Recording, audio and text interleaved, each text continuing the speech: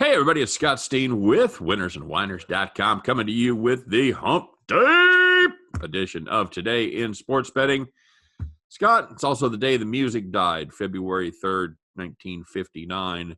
Not even I was around for that, but I know it was a heck of a deal, and it gave us a great song by Don McLean. So, anyway, I highly recommend the trip up there to Clear Lake, Iowa. If you've never been to see the Surf Ballroom, is very cool. It's almost in the same condition it was back then. And if you have a chance, go out there and make it in the field and see where the plane crashed, not too far away. So that's my public service announcement for today. Scott, we've got an interesting basketball card. Not a ton of top 25 teams in action. The ones that are in action laying pretty big numbers. Got any thoughts on the card today?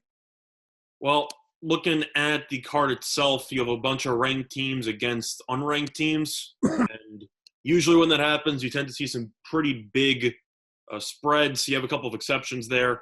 I don't know if you want to take a second to talk about your Mizzou Tigers as they end up taking on the, I'd say the underachieving Kentucky Wildcats. I don't know if you have any thoughts on that one. I know Missouri's laying about 4.5. Kentucky has been a lost cause, but yet, I don't know, people are still expecting them to turn around for some reason.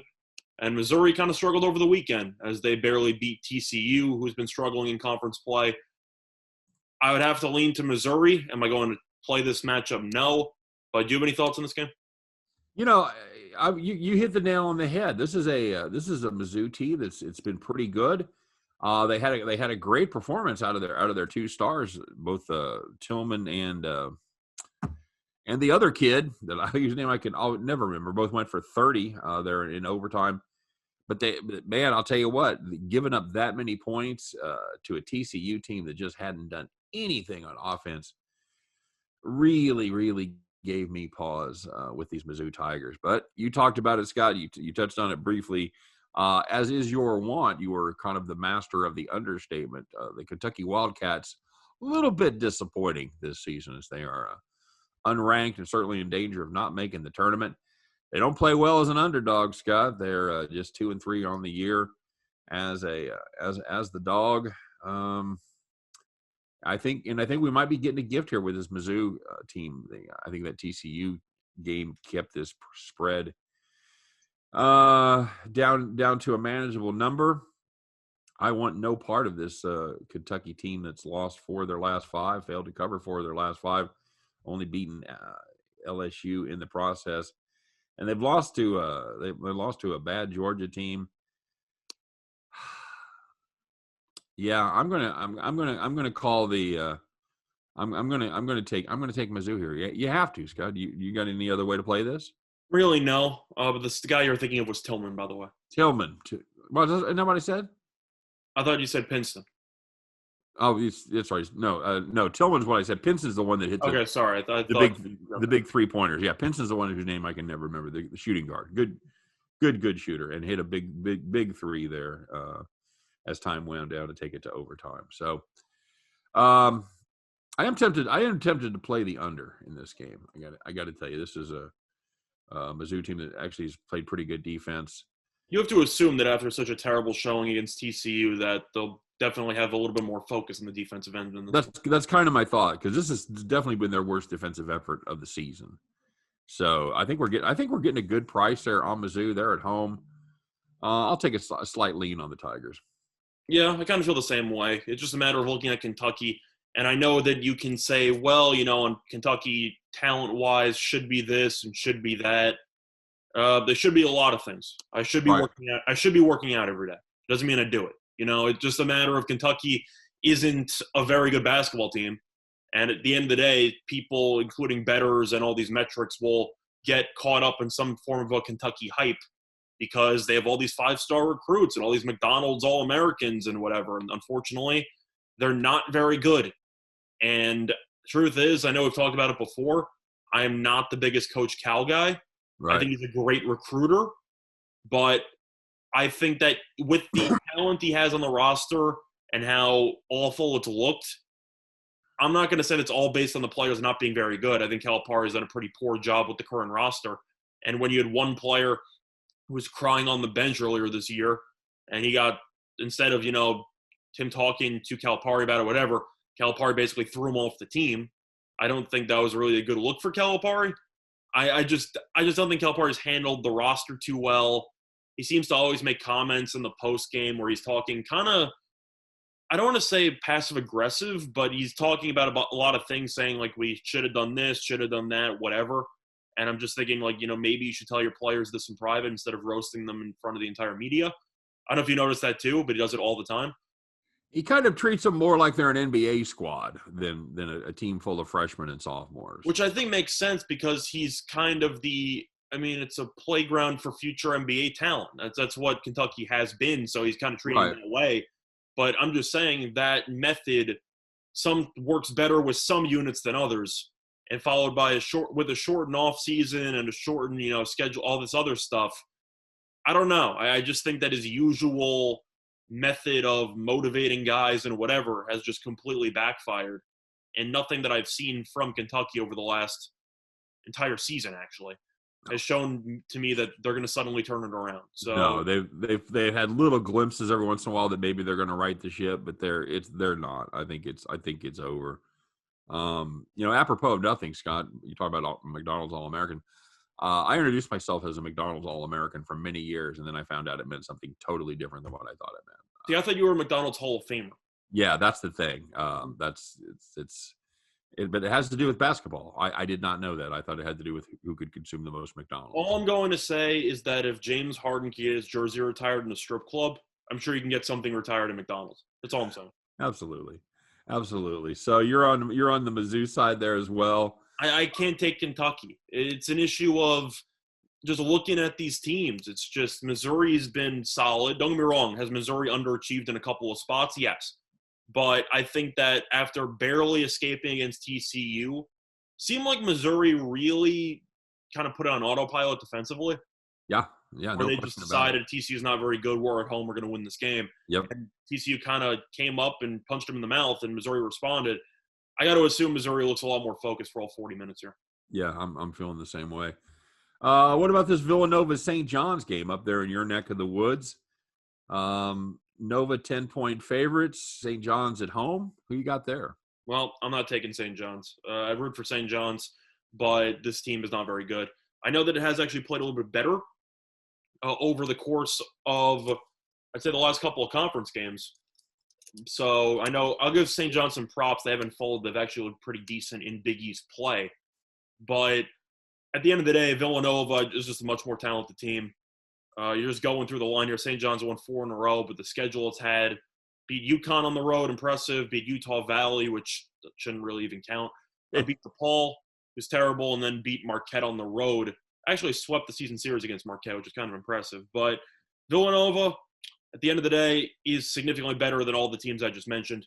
And St. John's, they press, they try to force steals, create some chaos. But Villanova has multiple ball handlers. So I think that maybe St. John's will be able to hang around, but I think that Villanova will eventually win this game by double digits. Am I going to play this? No. But I do think it'll be a sweat throughout. I think if Villanova is going to cover 10, I think that they're not going to win by 30. I think the game will finish somewhere in the 12 to 15 range. So I think it'll come down to the wire. But for me, I hope I'm wrong because I think St. John's creating some chaos is a fun story, but I just don't see it. Do you? No, I'm with you. I don't love this Nova team. I don't think they're necessarily a complete team at this point, but they're certainly much better than most teams they play. I think that number's pretty close. Here's another team looking for if you'll excuse a small basketball pun, a rebound. This is the Virginia Cavaliers, Scott, a team that we thought was maybe turning it on and getting their postseason mojo going until they absolutely fell off the cliff, put up 20 points in the second half of their game last weekend. They scored the first basket of the second half. They scored 22. They scored the first basket and then put up 20 points in the next 19 and a half minutes. I'm still not really sure what happened there because if you actually watch that game, brutal. Virginia in the first half was solid. Virginia was up 8 at the half, and you thought, all right, Virginia Tech, is a decent team, but Virginia is proving once again that it's a team that can maybe make a Final Four run. And then the second half came around, and I am not really sure what happened. Yeah, we were all over Virginia there, feeling pretty confident at halftime. As Virginia just needed to cover 5 was the final number on that. They went from 8 up at halftime to 14-point loser. Scott, that is well, it wasn't even that's the not. offense, which only scored 22. They went from giving up 21 points in the first half Uh-huh. to 44 in the second half. Yeah. There was a breakdown on both sides of the ball, no question about it. Mm. And you wouldn't, of all the teams, you wouldn't think, and I'd have to go back and check, Scott, but I would almost guarantee you, other than the Gonzaga game, that's the most points they've given up in a half. From what I can remember recently, I got to assume so. I mean, it's the first time, other than Gonzaga putting up 98, which that may be the performance of the year, Virginia hasn't given up more than 68 on the season. So it seems highly unlikely that they, although you never know. But that's so the question is then, do they rally tonight against this North Carolina State team, which put the kibosh to us the other day with Syracuse? I thought they were a little worse than they were. They ended up hanging around enough, of course, never going to win the game, but they were good enough to beat the number. Did they beat the number again tonight? Well, I'm not going to overreact to a game against a Syracuse team that I don't think is very good. So for me, I'll lean to Virginia here. Am I going to play it? Probably not. But at the end of the day, North Carolina State covered against Syracuse, who people remember being usually good at defense. And this year is an exception because they are not very good. And Syracuse right now is probably not a tournament team. And I think that even though NC State's been better at home than on the road this season, I just think that Virginia is a different animal. And truth is, it's a really good spot to find out more about Virginia. Because if Virginia responds well, then you know how they respond to adversity. If they come out sluggish and they barely win the game, then there might be something to keep in mind later on in the year. So I think it's worth monitoring. Am I going to watch this game? No. But I think that Virginia should respond. If not, then I think Virginia might be overvalued moving forward. Kind of similar spot to Mizzou, where even though Mizzou ended up winning the game, they probably shouldn't have. 2 disappointing performances by teams that we expected better out of. A couple other big games, big teams with big spreads. San Diego State, Houston. Alabama's laying 8.5. St. Louis laying 12.5. Scott, what gets you excited? I mean, I know you don't love this card like I do. I do have a couple premium plays. I got a play of the day. What are you on here? You on anything good for college? Well, there's one game that I do like, just going through the card, and it's going to be a pretty obscure matchup in the Southland Conference. But I see SF Austin. I know the line's been bet up from 11.5 to 13.5 against Texas A&M Corpus. Uh-huh. But at the end of the day, I got to take Austin here. Austin's 10-3 overall, 6-1 in conference play. Meanwhile, A&M Corpus is 3-10, 0-4 in conference play. This team's been terrible. And if you want to go through the line here, Corpus is averaging 63 points per game. The team offensively shooting 41.6% from the floor. Austin's a juggernaut offensively. I know that it had the massive misstep against Abilene Christian, who is a very, very solid defensive team in that conference. So I actually think that should make up for a pretty good conference tournament there. But Austin responded by a nice 10-point win against Sam Houston State, who was in first place in the conference. But Austin's averaging roughly 19 more points per game, only giving up 3 more points per game. So defensively, they're pretty even, but Austin is just night and day offensively compared to Corpus. And it's also shooting roughly 12% better from the floor. I just think Austin rolls here. So for me, I like SF Austin minus the 13 now. Yeah, that one about made the cut for me. I'd probably call that my fourth pick on the day. I like SF Austin there. Scott, side note, do you know what Corpus Christi means in Latin? No, I do not. Body of Christ, sir. That actually makes a ton of sense. It really does. Yep. Yeah, I'm with you. I'm with you there. I don't hate the over. I think we're getting a decent number there at 140. I think. But realistically, if you're looking at 140, right, SF Austin should score what in this game, like 85? That's what I'm thinking, 80 to 85. Because I don't think Corpus is going to have much of an answer defensively for Austin. Austin offensively has been fantastic this year. Yeah, they're a good squad. They're a fun team to watch if you haven't seen them. If you get a chance to watch them, they're on ESPN3. I don't know if that game's on. I assume it is. Fun team to watch. All right. I lose track now of what's on ESPN3 and what's on ESPN Plus. Right. I kind of just stopped keeping track of all that because I don't even know if ESPN3 fully even exists anymore. but you know what I mean? Like, it's the Yeah. Watch ESPN, whatever. But it's like sometimes these random conferences games are on, plus sometimes they're not, and you're just like, all right, let me see what random games are on the Watch ESPN today. But SF Austin's a good team, so I'll take them. Agreed. All right, let's move on to the pros, Scott. As always, we like to take a look at the TV games, and we've got a couple of. I got one game that I'm more excited about than the other. Let's do the other first. It is going to be the 6 p.m. ESPN game. Or do I have my? Is that 7? It's 7 Eastern. 7 Eastern. I can never remember which of these I have set to Central. Sorry.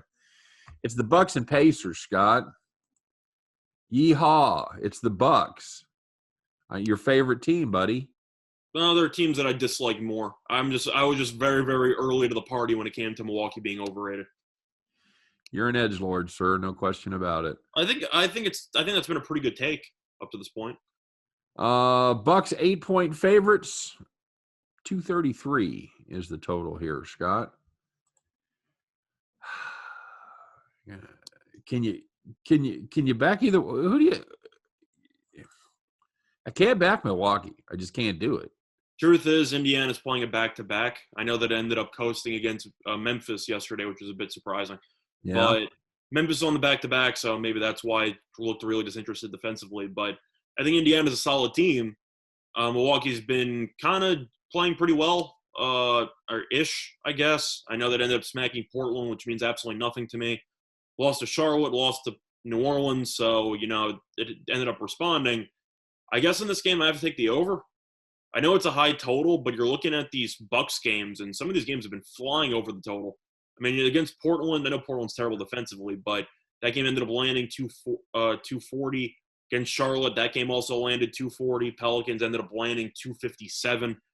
Toronto's game was a low-scoring one, but then played the Hawks before that. Game landed 244.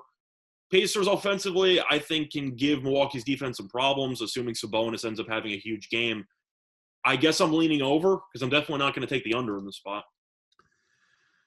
No, it's a Pacers team without LeVert that has not been great. The defense has certainly suffered. Well, LeVert hasn't really played because he had the cancer thing, which ended up happening. But yeah, I know. Thankfully, he's going to make a full recovery there, so that actually worked out pretty well in the grand scheme of things for his health. But because if he didn't get traded, they might not have found it. But Indiana, don't get me wrong, I think this team's solid. Do I think it's going to be a dark horse candidate? I kind of thought that maybe to start the year. I don't really see it. I think this team's fine. I think it might win a round in the playoffs, but really nothing more. Milwaukee, I kind of think is similar. I think this team has more upside than Indiana, but I just think it's another one of those teams that is going to, of course it has more hype, ignoring the hype factor. I think Milwaukee's going to probably win a round and then lose. I just don't think Milwaukee's very good. But matchup-wise, I do think Milwaukee has an advantage in the backcourt. You're comparing Holiday, DiVincenzo, and Middleton to Brogdon and Lamb and Holiday. I'll take Holiday and Middleton on that one. So I'll lean to Milwaukee, I guess, but mostly I'll lean to the over. Yeah, I think I'm on board the same way. I would consider playing the over. I would not consider playing either one of these teams. There's just too much uncertainty there. I agree. Yeah. So, and it's one of those things where Milwaukee come out win by 20. People are like, see, I told you Milwaukee was good. You're like, yeah, well, certainly could happen. All right, what's the late night game here, Scotty? Suns Pelicans. Yeah, there you go. Pelicans home team there, 3.5-point underdog to the Suns. Scott, the Suns going to turn it on here. I mean, they won a couple of close games. They won a couple games against Dallas there, so I'm not going to roast Phoenix for playing decently well lately. The issue I have with Phoenix is mostly just inconsistency. It seems like this team kind of takes turns between winning games and going on a run and then throwing in a couple of clunkers in the middle of there. Yeah. But overall, Phoenix has won each of its last 3. I know Dallas is underachieving. Those games were close. Came from behind in both those games. But won those 2 on the road, and then before that ended up beating Golden State at home by 21. So Phoenix right now kind of playing some good basketball lately. So I'll give them props for that. Meanwhile, New Orleans absolutely screwed me on my play of the day in their last game against the Kings. I had the over. They scored 15 points in the fourth quarter. Still put up that, 100. that'll kill Still you. put up 109. They had 94 for the first three quarters. They put up 15 points in the fourth against the worst defense in the league, according to measurables. Now, of course, the Nets right now are the worst defense in the league, but according to season-long efficiency numbers, Sacramento's the worst defense in the league, and New Orleans scored 15 points in the fourth. So I despise this New Orleans team. They killed my play of the day, which I thought was pretty much just setting up for an easy winner. And then New Orleans' offense, or Van Gundy, made no adjustments, and they got torched in the fourth. But the team's not very good, and I talked about him before ad nauseum. Not really going to do it again. I know Steven Adams might not play, which I think is a big deal because if he doesn't play, I think Ayton should absolutely have a field day in this matchup because Jackson Hayes is too small, and I think Ayton should be able to, showcase his superior strength in the paint in this matchup. I know Booker did not really play too well until the fourth quarter of the Dallas game, hit the game-winning three. Chris Paul had a massive turn-back-the-clock game against Dallas in the last outing because Chris Paul has been averaging, I'd say, low numbers because he, of course, getting up there, kind of been deferring a little bit more. He was averaging, I'd say, in the 15 to 16-point range per game. Then he scored 34 against Dallas. He was absolutely insane in that game. But at the end of the day, I like the Suns here. I don't trust New Orleans at all. They had one good game against the Bucks. Let's pump the brakes a little bit. You had Ball and Bledsoe, who Bledsoe's been decent from three this year, but career-wise, both of them are not very good shooters, and they both combined to go about 50% each and made about 10-plus threes against Milwaukee. They're the main reasons why this team isn't very good. The guard play is not very good. I think Chris Paul is going to torch whoever is guarding him. I don't trust whoever's not guarding him to be on Booker or anybody like that. So for me, I like Phoenix here. I think Phoenix plays defense well, and New Orleans ignores defense entirely. So I think the Suns get the job done. Give me Phoenix. Don't love the fact they're on the third game of a 3-game road set there, but the travel wasn't too bad. They did have a day off. They went from Dallas to New Orleans. That's a short hop. So that's what I was saying. It was a 3-day travel thing, but 2 of the games were in the same place. Yeah. They were. It wasn't a travel. It was just 3 games away. But I can't. The Pelicans are so bad. I can't do it. Yeah, just two bad games there against Sacramento and Houston. Absolutely. I'll say. Give me Phoenix. The Phoenix is rising, Scott. I hope so. I mean, there have been rumors about them rising for a long time. Yeah, give me Phoenix to pick up their fourth win and fourth cover in a row there. Any thoughts on the total? I know you're tempted to play that over again with that terrible Pelicans defense. Are you gonna pull the trigger, getting a relatively friendly number there at 223 in the hook? I am actually very tempted. I know that there has been money on the under, which I find fascinating because if Adams does not play in this game, this Pelicans defense is going to get even worse. Yeah. Which I can't even really imagine. I know New Orleans' offense is usually pretty good. Usually, being in quotes because you never really know what to get with that team.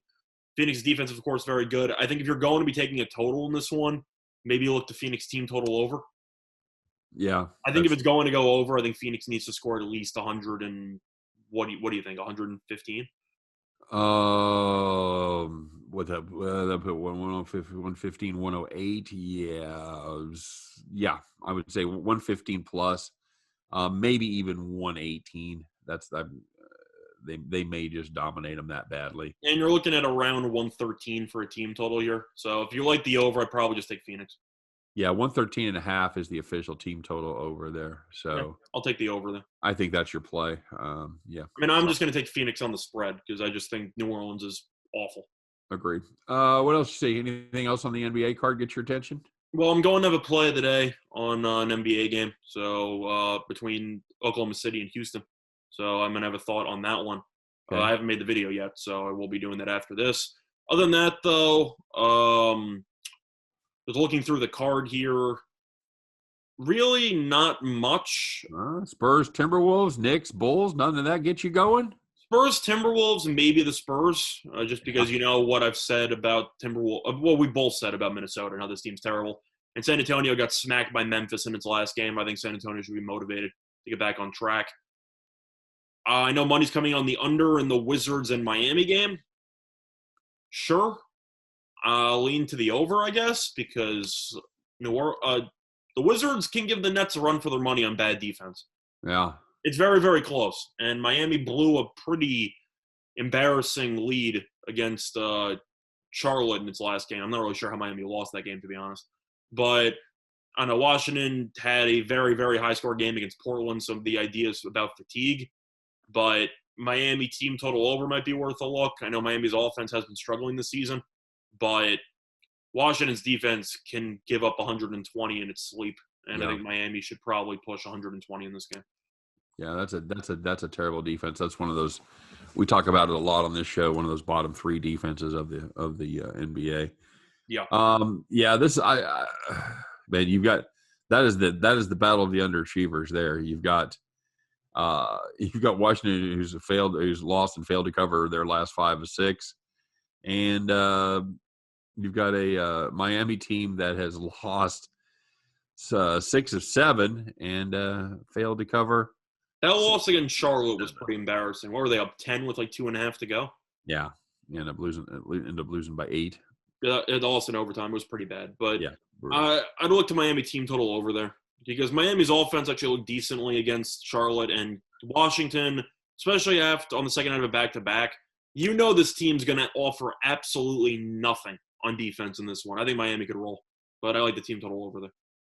What do you got? 118.5? Yeah, something like that.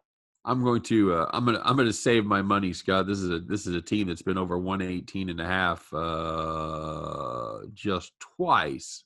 Yeah, it's mostly just the fate of Washington, but then again, I'm not sure if I'm actually officially going to play it, but it is worth monitoring that Washington off a back-to-back. I know it beat the Nets. Well, let's relax a little bit there because the Nets also lost twice to the Cavs. Doesn't mean the Cavs are a good team, but this Wizards team, it's such a terrible spot for Washington. Because with such a high score against Portland yesterday, they got to be exhausted. Yeah, and that's a tough – you talk about a tough travel spot. That's a tough travel spot. They played yesterday in Portland, and now they're they played yesterday at home. I'm sorry. And now they're going – Washington have to travel to Florida now after having a massive shootout in each of the last 2. It's going to be exhausted. Not as bad as I thought it was. I thought they were going from Portland to Miami on a back-to-back. No, that's brutal. It's still not good, but it's still not good. They're going from DC to Miami on a back-to-back. Yeah, I don't love that spot at all. Anyway, that's pretty much it. Yep, I'll take the Heat there. All right, there you go. And as always, if you're looking for more information on these games or any other games, maybe some people with more enthusiasm for today's card, make sure to stop by winnersandwhiners.com. And, Scott, you and I don't talk about it enough, but a lot of times when we get these cards like this, it doesn't mean we're not betting. It means we're waiting for some live plays. Yep.